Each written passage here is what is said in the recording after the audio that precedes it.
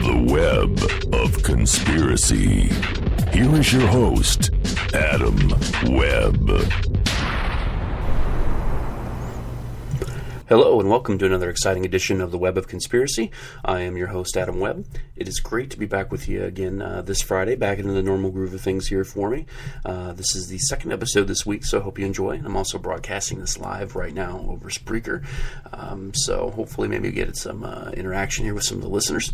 At any rate, once again, it's great to be back with you. I've got an interesting show, and for those of you who have listened to the episode I released on Monday, you got a little bit of a teaser into what I would be discussing today, the Akashic Records. And I know that for some of you, this is going to be a little bit, not maybe something that would be something you'd be overly interested in, but I encourage all of you to hang in there, listen. I've alluded a little bit to, I think, the direction that I'm going in this episode with the Akashic Records a few days ago. Nevertheless, hang in there. I think that there's something that everybody, regardless of your belief system, can take away from this. So, that being said, I think I've got a pretty good episode here lined up. And once again, I just want to thank everybody for continuing to support the show. I love getting the feedback from the listeners. I love seeing it, especially getting the reviews on iTunes and on Spreaker and on Stitcher as well. Those reviews help get the show a little more noticed, which is also appreciated. So once again, thank you for everybody who continues to support the show, as well as a welcome to all the new listeners. Once again, the show is just, it amazes me how much it has grown. It really has surprised me. So I certainly owe all of you who continue to listen and support, and those of you who are discovering the show. And I've got, this is my 43rd episode. So I've got quite a few. I've got a variety of topics, and certainly going into a variety of different directions in the weeks to come. So just want to thank everybody for continuing to support the show, as well as support me. I've gotten a lot of comments and really a lot of supportive things. Certainly with my health over the last year, this has been a very difficult year for me physically in my health. So I just want to thank everybody for their support, and I've managed to get a few things answered with certainly with the issue that I've had with that long-standing cough that I finally managed to shake. So getting better, getting back on the mend. So that's the important thing. At any rate, I guess there is one thing that I really wanted to get into in the news, and I'll be moving that here shortly. But for those of you who, I know that there's a number of people who listen via iTunes, but I just want to put it out there that the show has a dedicated YouTube channel, which I did have some initial troubles with a couple months back, and it was about 3-4 months ago now, maybe.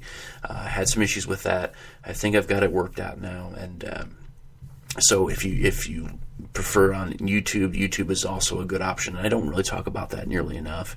I certainly promote the show on Stitcher and Spreaker and iTunes, but it's also available on YouTube.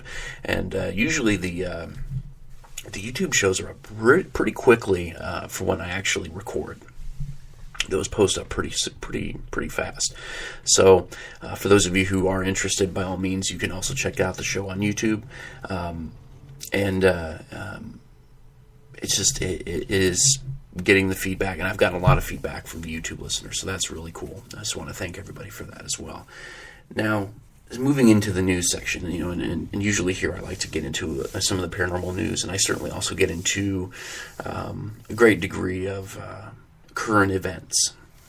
And I recorded the show Monday morning, and then, of course, Monday night, there was the events that happened in Ferguson with the no indictment of Officer Darren Wilson in the shooting death of Michael Brown. Now, I really have spent the last few days really trying to think about and articulate, because I know that there's a number of you who are going to be interested in my position here.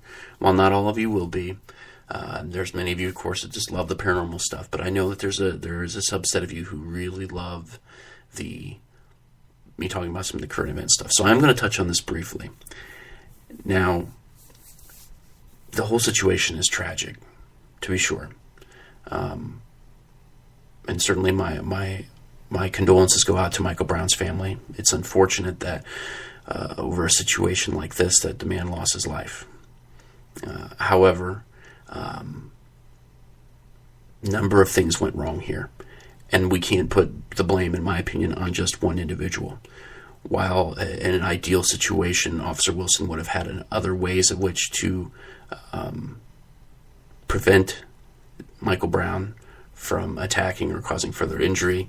I know this is not going to be necessarily a popular opinion, but I do think that I can see why the indictment wasn't returned. That being said, there could be some questions as to why there wasn't at least a trial. And so without having had the evidence, it makes you wonder what the circumstances were behind the evidence and behind the testimony that had been given, that they felt there was no need even to put this thing to trial, which is a little confusing. So that I will say.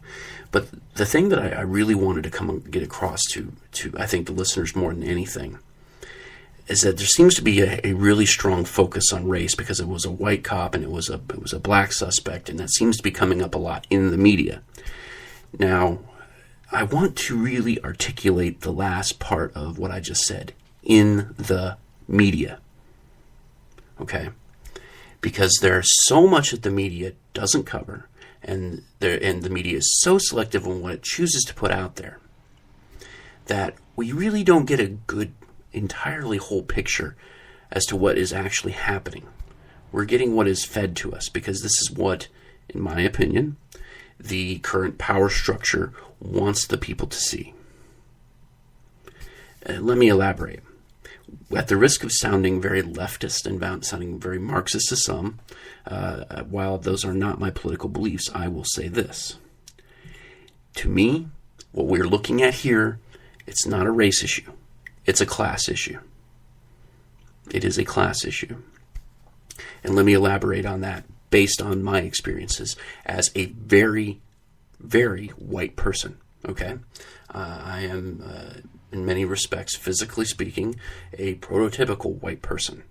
I'm about as pale as it gets. So physically, yes. But what I can tell you is this. I grew up the first 10, 11 years of my life in basically a ghetto, a white ghetto in the area that I lived.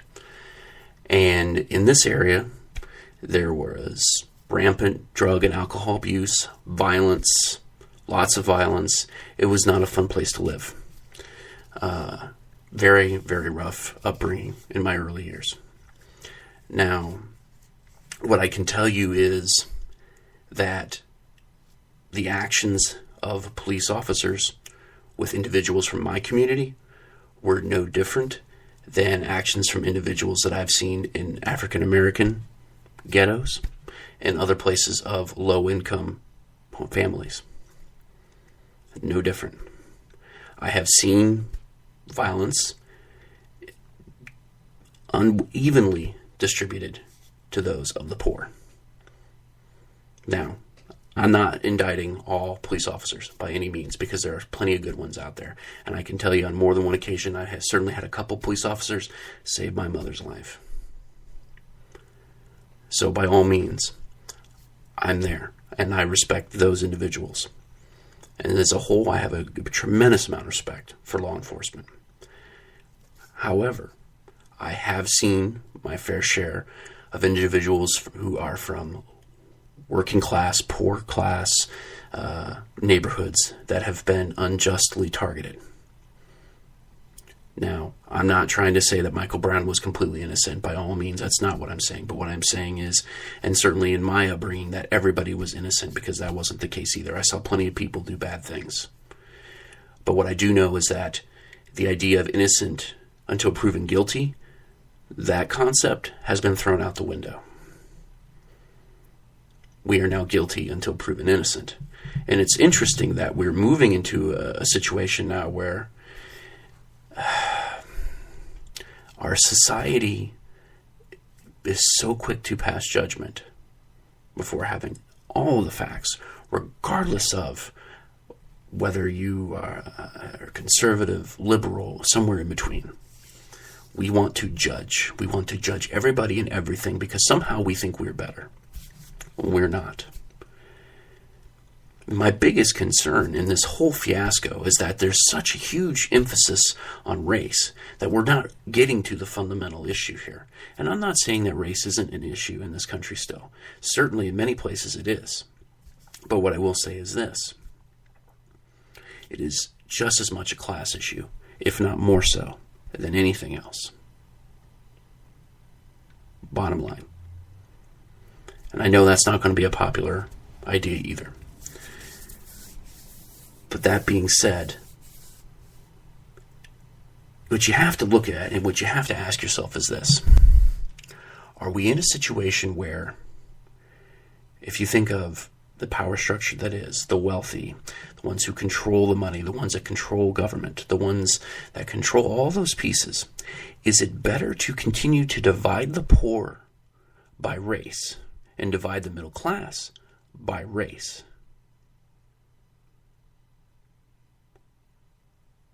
Well, yes. That's a huge benefit for the wealthy and those who have political power.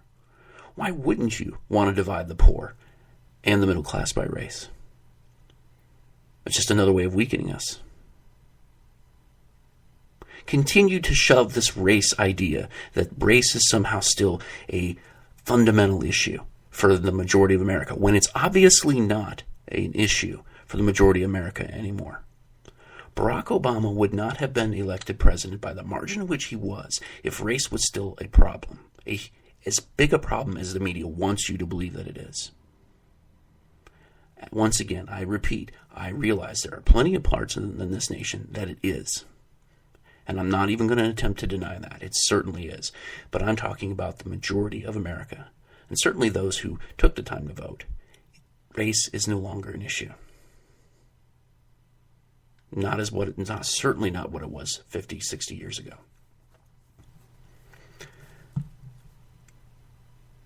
The issue, the real issue at hand, is class. We have to continue, the powers that be have to continue to subdue the poor. And they have to do that by continuing to re-cement the idea that we are somehow still divided by race. Race is very much an artificial construct, but wealth is not. Wealth is not. The best way to keep the poor down is to divide us. Divide the poor, divide the middle class by race. Don't let them work together. Don't let them see past the color of their skin. Don't let them see where the fundamental issue is. That'd be the worst thing that could ever happen. Because then you actually have a cohesive unit amongst the majority of the country. The real problem is in the wealth and in the powerful, because they're not doing anything to fix anything. Nothing.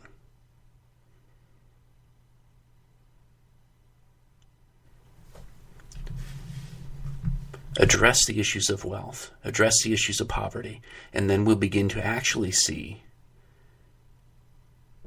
improvement in well-being and reduction in crime. Addressing those issues, that's what we need to focus on. Yes, jobs are important, and I've seen a number of cracks at people who are quick to judge those who are not working in these communities. And yes, I am opposed to the rioting, because that was so counterproductive, incredibly counterproductive. It was just a release of anger and revenge. There's no point in stealing 5 pairs of Air Jordans. That does not bring any sort of justice in Michael Brown's death. Certainly does not honor the family. And it just continues to perpetuate stereotypes. And why is that important? Well, because that's what the wealthy want. They want to continue to perpetuate those stereotypes. It's a necessity. It is a necessity that we are kept separate. We cannot unite. Because that would put an end to the wealthy elite control over this country. And I realize there are a number of you are going to be very skeptical of that. And by all means, please, feel free to be skeptical of it. I have said time and time again, do not buy everything I say wholesale. Research it for yourself. Make your own opinions. I have a tremendous amount of respect for people, period. Doesn't matter to me what your beliefs are. We're in this together. And I've worked with people from all types of backgrounds. And I am proud to consider myself somebody who has friends from all political spectrum. May not agree on everything, but what I do know is that if we're going to make any kind of real change in this country, we have to unite, and we have to get past the things that are constantly being thrown at us to separate us, race being one of those things. A tragic situation this week, and I know there's been unfortunate issues, and certainly in the Cleveland area, not too far where I live. Loss of life on any scale is unfortunate, and whether it be in part because of the actions of the individual at hand or the actions of the law enforcement officers trying to handle a situation, bad things happen. And sometimes it's everybody's fault. Sometimes it's nobody's fault. Sometimes it's one person's fault. But most of the time, everybody plays a part. And I feel like this is a situation that we're going to see time and time again until we start addressing the fundamental issues at work in this nation. And that's addressing poverty. And that's addressing unemployment, underemployment particularly, and reforming our welfare system. Now, that being said, it's time to move on. I'm not going to continue to address this because I feel like I'm only going to incite more hate, and I'm sure I'll get a few nasty emails from this, but nevertheless, I feel like I needed to throw this out there, and people can digest of it what they will, and I just ask that before you pass judgment that you really think about the class issue in this, because I'm telling you as somebody who grew up in a ghetto that I've seen it happen both ways. It's not just a black thing. It's not just a white thing. If you're poor, you get treated like garbage. Bottom line. Okay, now moving on. So on Monday, when I did the episode on spirit communication, and I really felt like I had touched on a subject that I had every intention of doing later in the week, and that's this idea of, now, I realize that atheists and some others are going to be a little skeptical of this, but bear with me. The idea of the Akashic Records. Now, this has been something that's been floating around since the late 1800s, and it has its markings in Buddhism. The term is of Sanskrit origin, so to speak. Certainly the Akashic part is.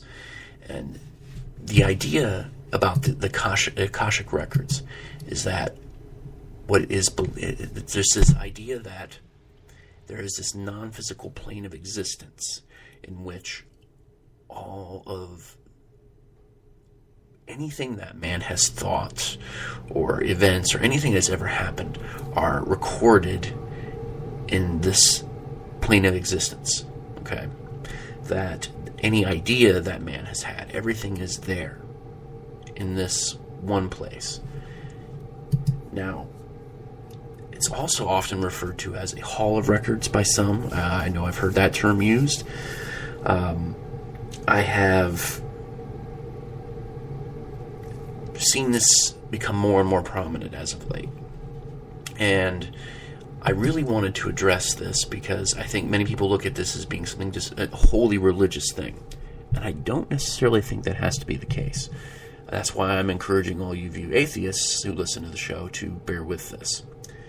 Now, as I had stated, this term kind of surfaced in the late 1800s through the work of primarily two individuals, H.P. Blavatsky and Rudolf Steiner. And these are two individuals who, along with another person, Alfred Sinnett, who wrote a book on esoteric Buddhism, these individuals were some of the the big key names into this development, this idea of an Akashic Records.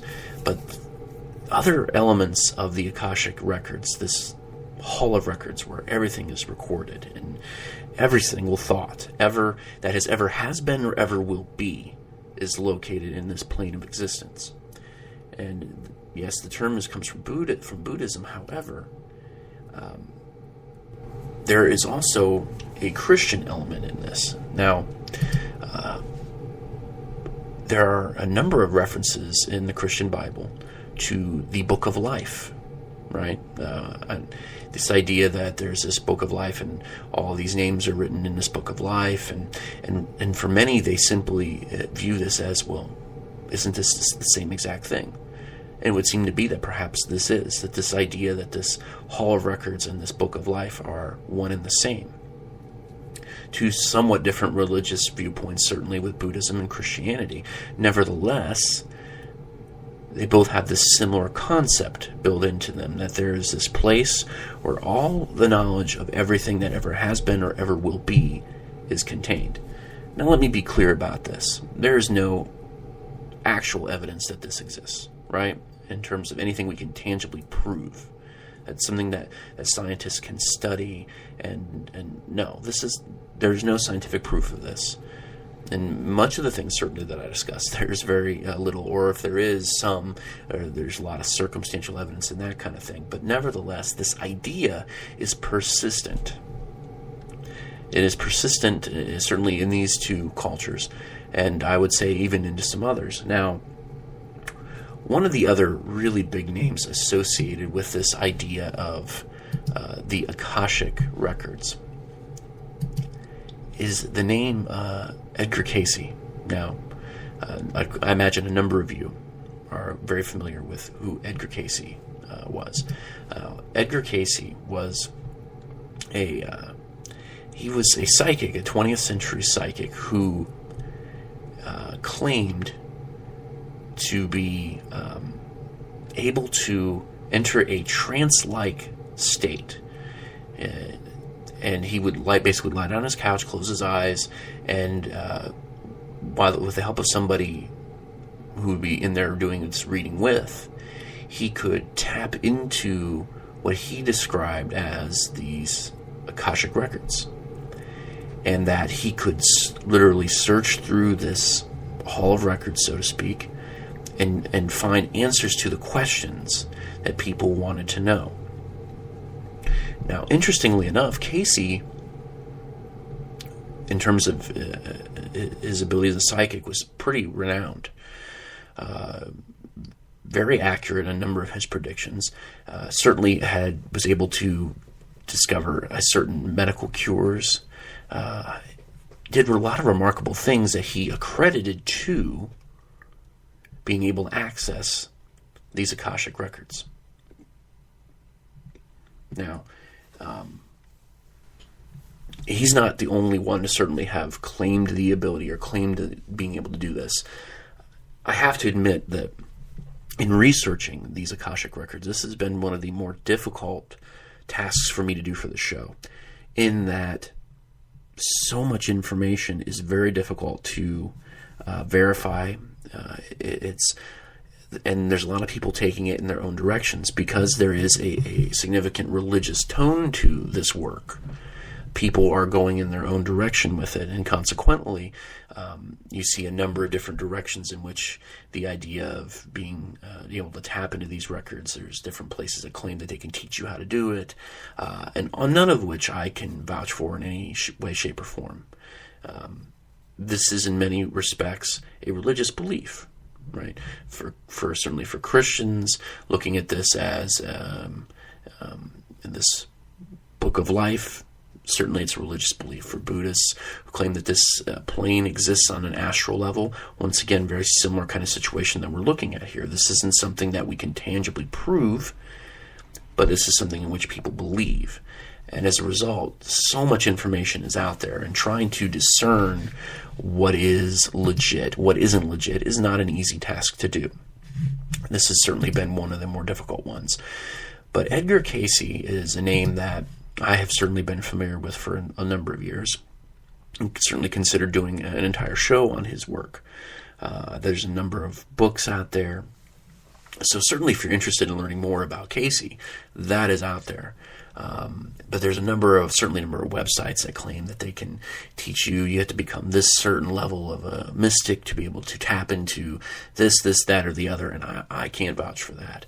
But what I do know is that a number of people have this belief that any of us can tap into these Akashic records, this hall of records, have the ability to enter a trance-like state and either astrally project or move into this area in which we could find answers to the questions which are troubling us.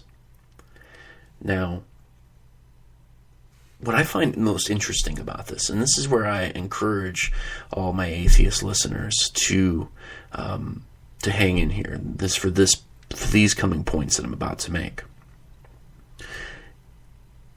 I believe that there could be, possibly, a scientific way of approaching this. Now, being able to prove it, we're not quite there yet. But that being said, bear with me here. A number of scientists, certainly doctors, physicians, other medical researchers, are truly under the belief that there is a separation between the brain and the mind. Okay? That there are two very separate identities. The brain is part of the body, whereas the mind is somehow a connection between all of these things, yet it transcends above. That this mind, perhaps, it might be something that, people who are religious may be inclined to discern as the soul, right? But that there appears to be something different, that the mind and the brain are not necessarily the same thing, that they work in different manners. And while I certainly don't have an understanding for all the science behind this, there is a growing number of scientists who are under this belief that there is a unique separation between these two concepts. Now, if that is the case, if what we're looking at here and what we're dealing with here is that the mind is something that's unique and it's tapped into something else, or it's part of this unseen force, well, perhaps, just perhaps, the mind is what is capable of tapping into this hall of records, this astral plane, right? Furthermore, for those of you who have been listening to my show for a while, you'll know that I have on a number of occasions now, I've done certainly one entire show on this idea of other dimensions. There seems to be a growing number, or at least a growing amount of evidence to suggest that there are a number of other dimensions. I've heard various numbers, 10, 7, even more, okay? And while I don't consider myself a physicist by any means, in delving into this idea of there being multiple dimensions, perhaps, if this is true, if these theories are true, perhaps one of these dimensions is a dimension of knowledge. Perhaps it is a way that all these ideas that have been, that are, or that ever will be, are already there on this plane of existence. And that we, at certain moments in time, are capable of tapping into this dimension. Let me elaborate on this. There have been a couple different times, and I wish I could tell you that I could remember specifically, but there have been times in which individuals from different parts of the world, different times, in times before we were so connected, were working on developing the same inventions at the same time, the same ideas at the same time, which I've always found that phenomenon to be a little interesting.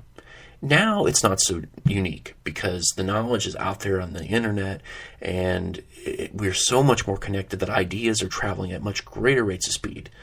So I don't see it as so much now, but I think it's very interesting when you look at people from the late 1800s, early 1900s, developing the same ideas at the same time, despite the fact that they were not connected in any way. That somehow these people just randomly had these ideas generate. And that's interesting to me. Perhaps it is just coincidence. I'm not a fan of that word, but nevertheless, maybe. Or perhaps this dimension, this astral plane, this hall of records, either these individuals tapped in at the same time, or perhaps it reached out to those who were listening. Which, that's a whole other can of worms in and of itself right there. But perhaps this dimension is far more fluid, and in many ways we are moving in and out of it without really even realizing we are. And certain people who are geniuses or very advanced intellects are tapping into this knowledge, that it's not necessarily just what they're developing on their own, but that they have a unique way of reaching this other plane of existence, and are generating these ideas with the assistance of this other plane of existence. I don't know. It's certainly a possibility if these current theories in physics hold up to be true. We have dimensions of light, we have dimensions of sound, we have all these other dimensions. Is it that out of the reach to think that there's a dimension of thought? You know, perhaps that's how we have individuals who have the other psychic abilities, such as ESP, clairvoyance, all these other abilities that we don't really understand. Perhaps they're tapping into this plane of existence, this dimension of thought. It's a remarkable possibility, and it certainly could open up doors to so many possibilities for us. Mankind could go into so many different directions with this. Now, ultimately, where we're at with this is this real? Well, we don't know. It's a belief. It's a belief by many. It's a belief by those who are under the belief that they have made contact with this. There are many who theorize, as I had mentioned, that people are tapping into this knowledge in these records and are using it in various ways. But is it real? Well, I don't know that we can tangibly prove that at this point yet. We haven't been able to tangibly necessarily prove all these other dimensions that scientists believe exist. However, once that time comes that we are capable of doing such, perhaps we will find this dimension of thought. The idea of it, is almost a little, it's like, wow, it's way out there. It's very, it's certainly not a concrete thing that you can really wrap your hands around. But it offers a tremendous amount of potential, and it could fit the diagram here. I mean, what we could be looking at is an actual tangible place that people are capable of moving in and out to, either through astral projection, if that's possible, or just through the ability of the mind, that the mind is capable of finding ways of tapping into this dimension that we just don't understand yet. That the brain and the mind are working in some sort of unison into finding this plane of existence. And if that's the case, who knows where we could unlock from here? So much tremendous potential in what we may find. The cure for cancer, the cure for any kind of disease that we're looking at, answers to how to fix any and all of the problems that we may have are out there in this dimension of thought. Could be. I don't know. It's an intriguing possibility. It's an absolutely intriguing possibility to me. And it doesn't necessarily have to be a religious thing. There could be something very scientific to this.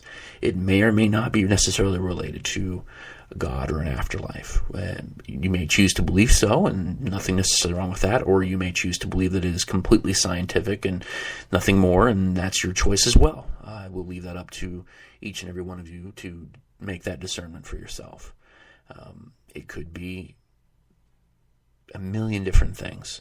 But what I do know is that if this is in fact real, if this plane exists, and there are those of us who are capable of tapping into that knowledge, then we should make every effort to try to figure out how to do such and continue to do such on a regular basis, because who knows what we may find, what we may discover, what we may tap into in this process. The potential is unlimited. Whether this is just a wholly religious construct, or if there is some scientific backing to this theory through quantum physics and quantum mechanics. Nevertheless, tremendous potential if in fact there is this astral plane that has all of our thoughts that have ever existed. It's amazing possibilities here. It's astounding what we could do if we can find a way to harness it. And as I stated throughout my research, there's a number of people who claim that they can. That's up to you if you want to choose to pursue. I would just tell everybody that during my research for this, that there were a number of different possibilities that this thing goes. And I would just ask that you tread carefully and that you think twice before handing your money over to anybody, because there's a lot out there, and I cannot vouch for any of its quality whatsoever. But as I've stated time and time again, if this is something that you're intrigued by, get out there, research it yourself. You'll be amazed what you may find, what you may stumble into. It could be life-changing for you in a number of ways. So, if it's something that you're interested in, like I said, tons of material. Just be very careful with what you do. You never know. If this was a different world, I would say, you can trust everything that's out there. I certainly don't think you can. And I was very careful with what I looked at and tried to be very discerning in what I chose to discuss. So that's what you have. It's up to you to where you want to take it from here. For those of you who are very religious, this could be a very religious experience for you. You could get closer to your faith. And that could be a remarkable thing for you. And for those of you who are viewing this wholly scientifically, this could open up a number of doors for you in terms of what you may find in research, what you may find in physics. You could take this in a million different directions if this is, and for that matter, be able to figure out how to prove it or disprove it, depending on how passionate you are about this subject. So, well, that's what I have for you this Friday. I guess technically a little bonus show here, although last week's was just a little bit late. Once again, I just want to thank everybody for continuing to support the show, and I know that I've talked about some things that were perhaps a little touchy for some. I just ask that you respect what opinions I have gave. I try to not do too much in terms of giving strong opinions. I leave that up to the audience for you to decide, but I just appreciate your support, and I appreciate your patience over the last few weeks and not always being able to consistently release shows, but I'm back, and hopefully I'm back into being able to groove of doing this regularly again. We'll be back with you next Friday, and I've got a pretty cool show lined up, and I'll announce that as I get a little closer to the show's release. Nevertheless, once again, thank you for continuing to support the show, and it means a lot. It means an awful lot, and the feedback, and by all means, please continue to do so.